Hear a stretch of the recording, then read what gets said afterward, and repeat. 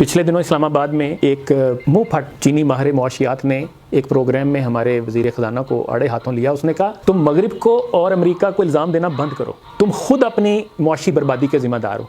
Japan तुम्हारा सारा ज़र मुबादला टोयोटा, होंडा, सुजुकी गाड़ियों की फ़रोख्त के ज़रिए ले उठता है और तुम उनसे पुर्जे लेते हो, यहाँ तुम उनको असेंबल करते हो। तुम इन गाड़ियों को बाहर बेच भी नहीं सकते, फिर तुम ज़र मुबादला के लिए सारी दुनिया में भीख मांगते फिरते हो। इन गाड़ियों के लिए पेट्रोल चाहिए होता है, फिर उसके लिए भी भीख मांगते हो। तुम अपनी गाड़ियाँ बनाओ, अपने प्लांट लगाओ। तुम्हारी ब्यूरोक्रेसी और तुम्हारी शराफिया की वजह से जापान जो है वो ये मीठा जहर तुम्हें दे रहा है। तुम अपने प्लांट लगाओ, अपनी गाड़ियाँ बनाओ। फिर उसने कहा कि तुम ज़राअत को तरक्की दो, तुम सनत को तरक्की दो, तुम एक्सपोर्ट को बढ़ाओ। Where there is will there is way. नीयत साफ, मंजिल आसान। काम करना हो तो 100 रास्ते हैं ना, लेकिन लगता ही है कि हमारी नीयतें साफ नहीं है, काम हम करने नहीं चाहते। गौरतलब बात यह है कि वो कौम जो एटम बम बना सकती हो, जो मिसाइल टेक्नोलॉजी बना सकती हो, जो टैंक बना सकती हो, जो जंगी जहाज बना सकती हो, वो मोबाइल फोन नहीं बना सकती, वो गाड़ियां नहीं बना सकती, वो लैपटॉप नहीं बना सकती। उसने कहा चीन को मॉडल मत बनाओ, चीन को कॉपी मत करो, तुम चीन कभी नहीं बन सकते, क्योंकि उसके लिए बड़ी कुर्बानी और सख्त डिसिप्लिन की जरूरत है।